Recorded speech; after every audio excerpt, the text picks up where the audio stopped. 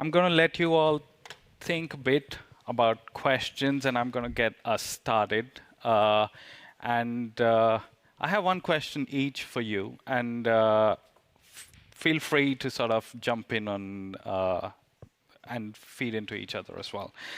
I want to start with this imagination crisis that you mentioned, and you said you don't really agree that we are in an imagination crisis, but we hear this word a lot. Are we using the crisis, or are we overusing the crisis word as a metaphor? It shows up in migration crisis, climate crisis, and now we have an imagination crisis. What is happening here?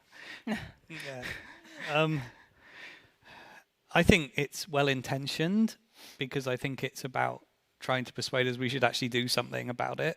And sometimes framing things as an emergency or a crisis is the only way to get people to take things seriously. I think that's certainly how it, in terms of climate crisis, I know that was an intentional choice in that way for a lot of, a lot of media made that choice to stop talking about climate change and start talking about climate crisis, because they're like, well, maybe this framing is some way to somehow make people take it seriously. But I guess if it's overused, then I suppose it loses its power, yeah.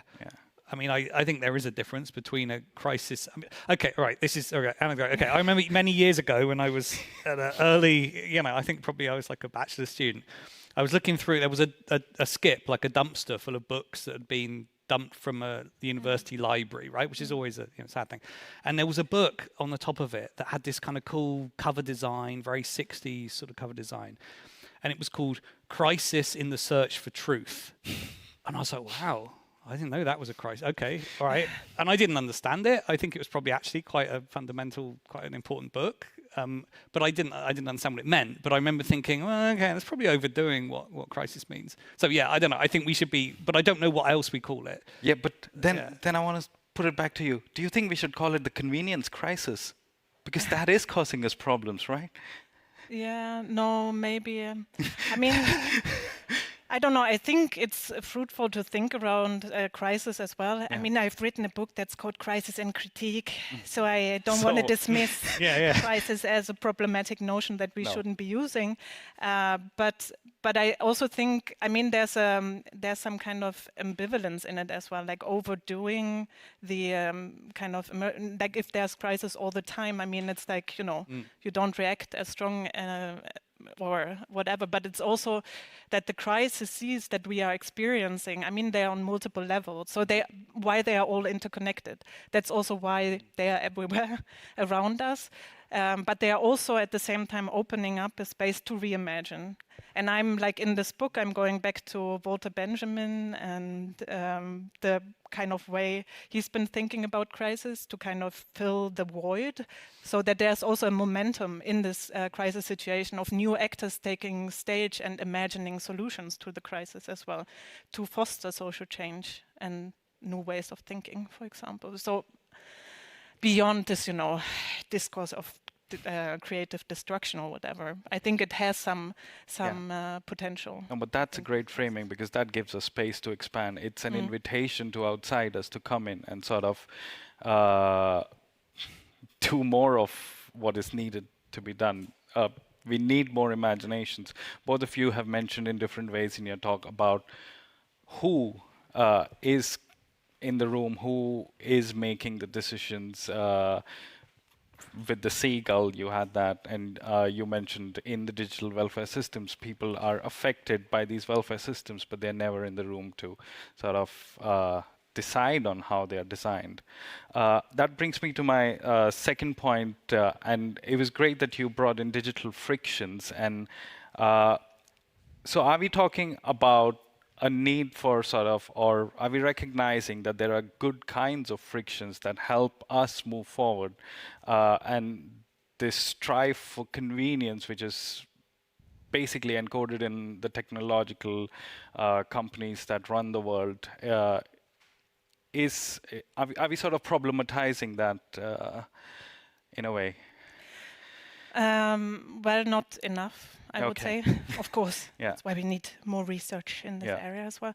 But what I think is kind of problematic is this driving towards the smoothlessness, the frictionlessness, because it's always based on a certain kind of group. that is experiencing many digital tools as frictionless. Yeah. It's easy for the majority in Sweden to navigate the digital welfare state, to submit applications and so on, even if it's sometimes tedious and so on. But there are a lot of groups that are left out. And this is like what we can see in these moments of friction that aren't implicated in those infrastructures in the same way.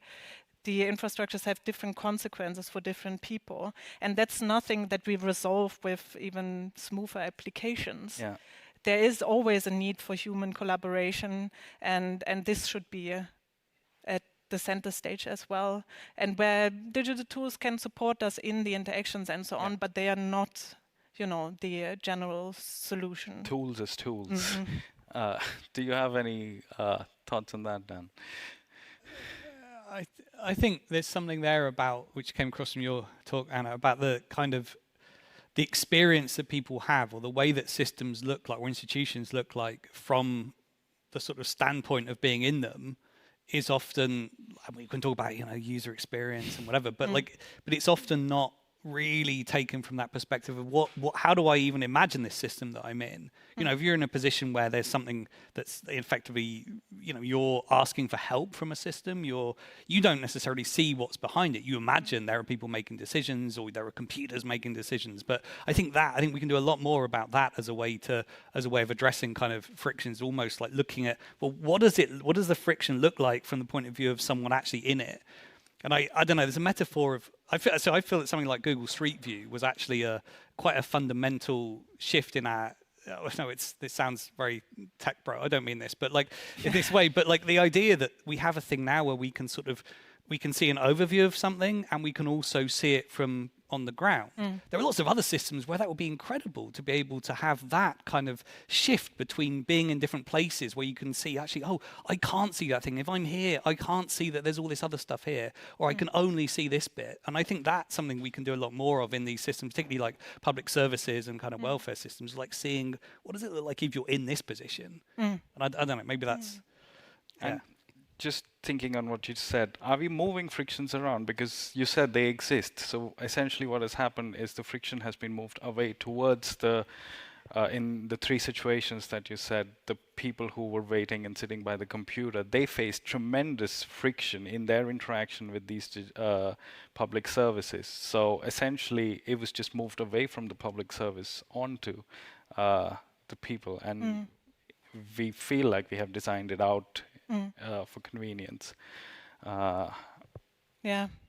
No, that's a great point. I mean, that's the whole, kind of moving, logic shuffling of the welfare service centers that I've been hanging out at for the last couple of months.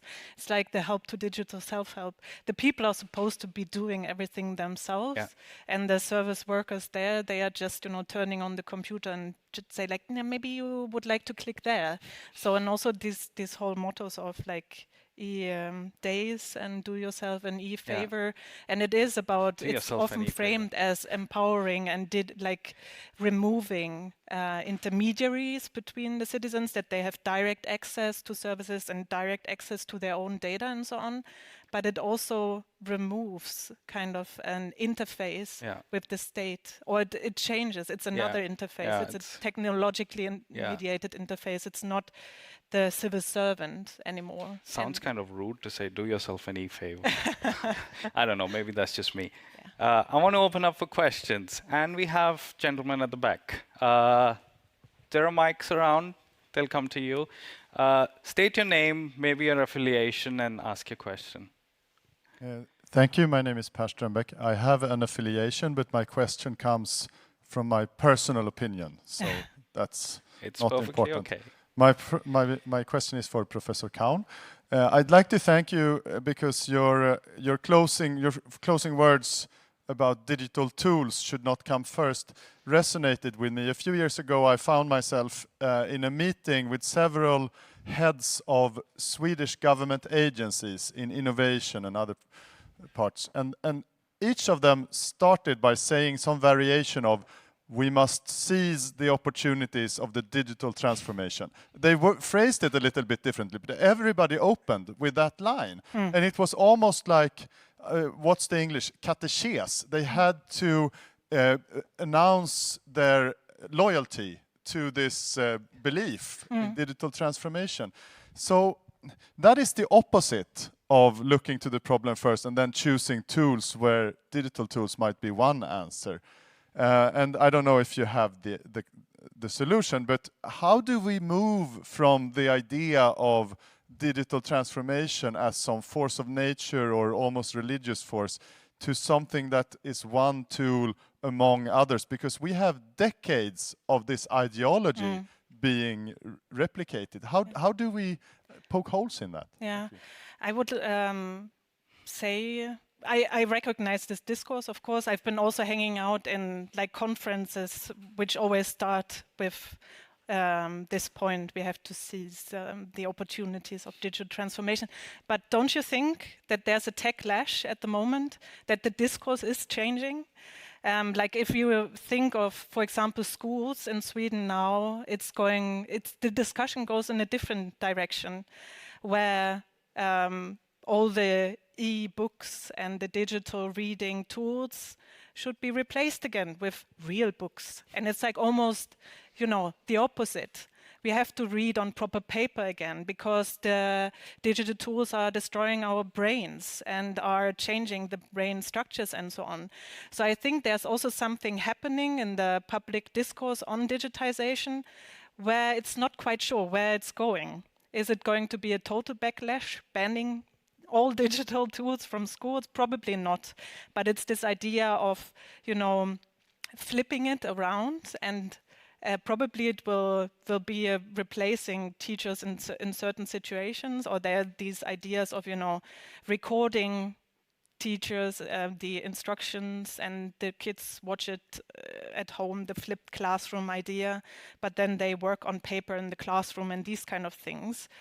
So I don't know if probably it's not going to be so hopeful, because there are a lot of interests in this area to continue selling digital tools and infrastructures and so on. But I think there is a shift in the discourse, and there's a kind of techlash discernible. But it's just wait and see, I guess, or trying to, hammer out the point over and over again that it's not the digital tool that should be the starting point, but the problems itself, and then see it.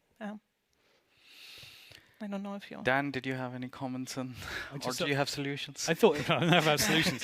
I thought it was really interesting, this idea of what's inevitable, like this kind of thing that almost it feels like, of course, this is, like you said, almost having to sort of pledge allegiance to this inevitable yet nevertheless imaginary kind of sort of concept. And I think that is a really interesting thing to explore, is what things do people believe are inevitable just by default, and where has that come from, and what other things like that are we assuming about the way we could do things?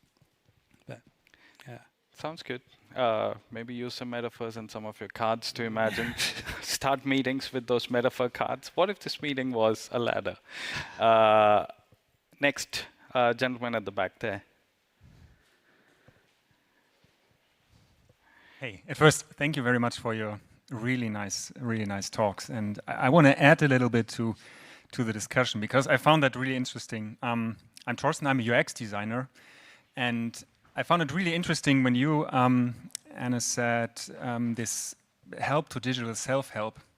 And for me as a UX designer, I really understand this. And I also feel really bad about this, because I feel like, hey, how can we get to the point where we build the tools right?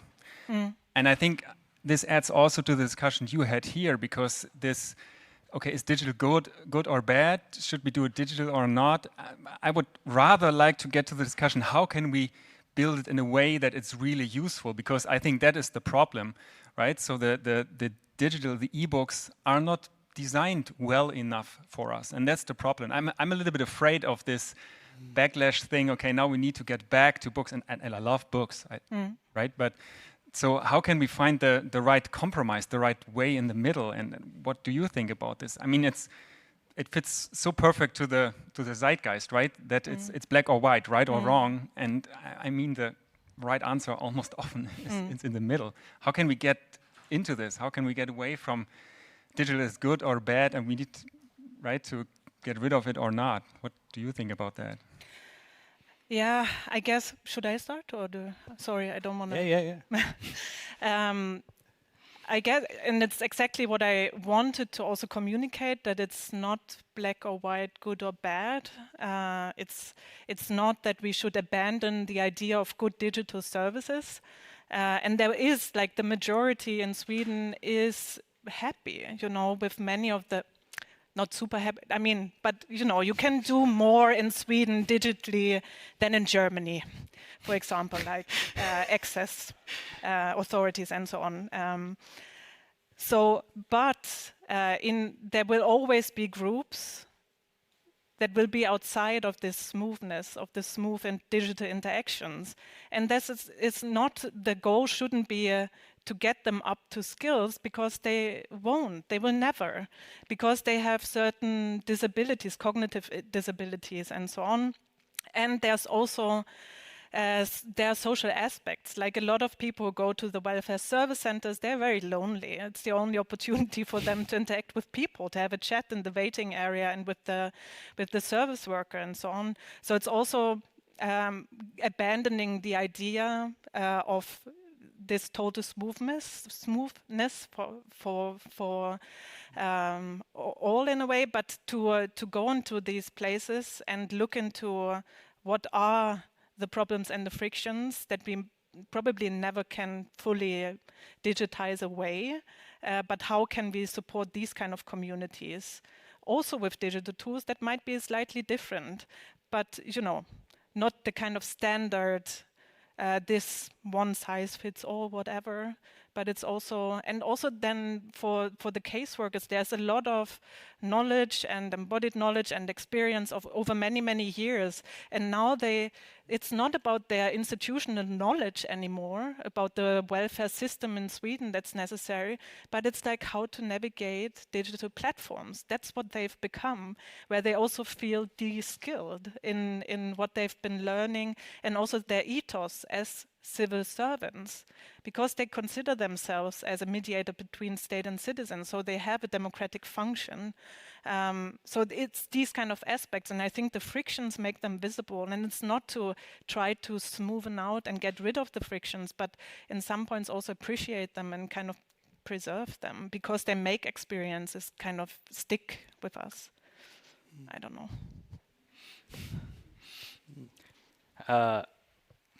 Any other questions in the room? It's also red on the screen. Ah, we have time. Okay. We have time.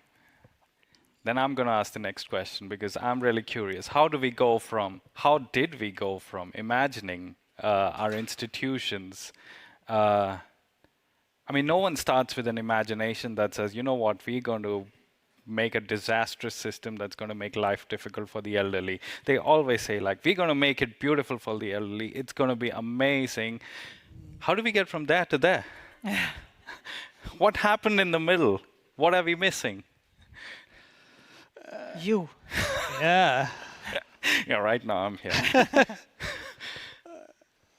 Dan, this is for you. Yeah, okay, that's a difficult question. I mean, that's kind of like, why is everything bad? No, it's not. No, it's not everything bad. But I mean, most things. Let me reframe that, because I'm not asking what did we do wrong. It's more like, how can we ensure that now, when we build our next system tomorrow, we are all going to go back to work, not tomorrow, day after. I mean, I'm cautious about the idea of building systems, right? Because I think that they're so intertwined with, you can't really plan a functioning. I mean, it was a book, General Systemantics. I'm sure some of you come across this, right? It was called this, republished as like the Systems Bible in the 70s. That's a whole stream of ironic sort of rules about systems, which are funny, but they're also very true, right? And a lot of them are like that, the moment you start to try to plan some system in its entirety, that planning causes the system no longer to function in a way, right? So I think we should. You are not like the future's different now. Well, exactly right. But the act of you creating the system changes the state that the world was in before. And if you get to a point where all their expertise about their knowledge of how to do their job is replaced by having to fill in drop-down boxes which don't necessarily match their imaginary of the reality behind it or their mental model, then you lose a lot of that, and the system's no longer the same. It now becomes about who's most efficient at explaining the form rather than the actual content behind it. So I kind of think we should keep things flexible and open as we can only ever modify parts of systems. We can't really ever plan the whole thing. And where you draw the boundary makes a big difference. If you see this thing as an isolated, we're just going to fix this and everything will be perfect. The fact that whatever systems in sort of public sector things you're doing, or any of these systems, involve so many other aspects of society that they involve history, they involve so many other aspects of things that you can't just draw a boundary and say, we planned it well, so why doesn't everything work? I don't know. Maybe that's not a good answer, but it's something. But that's a start. I'm going to give all of you a last chance to ask a question. Yes. Wait for the mic.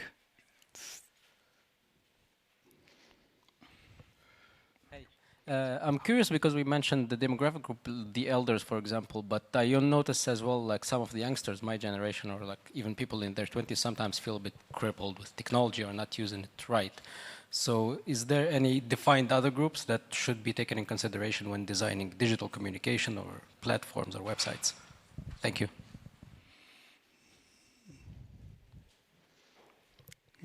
Who wants to hit? I mean, I guess we should. I mean, everyone should be considered in the design of systems. I mean, I think at any point when we sort of presume that some group of people will all use it in the same way or will all have the same understanding, I think that's a risky situation. And it might be that there's an intersection of different situations or different needs. It might be that these things are not only this or that, and that actually people have many layers of experience of other things going on that mean it. I mean, and I think it's risky to assume that any people in any group will all think the same way or act the same way, and their previous experiences of systems that they've encountered do affect how they approach something new. And I think those often that kind of intersectionality is important, and we don't. I mean, some designers consider it, but it definitely comes into some aspects of inclusive design, I think, but not perhaps as clearly as it could do. I don't know. And we're going to talk about that more in the coming sessions and tomorrow as well. So I think we're going to scratch that a bit more. And that brings us to what everyone's been waiting for. It's time for lunch.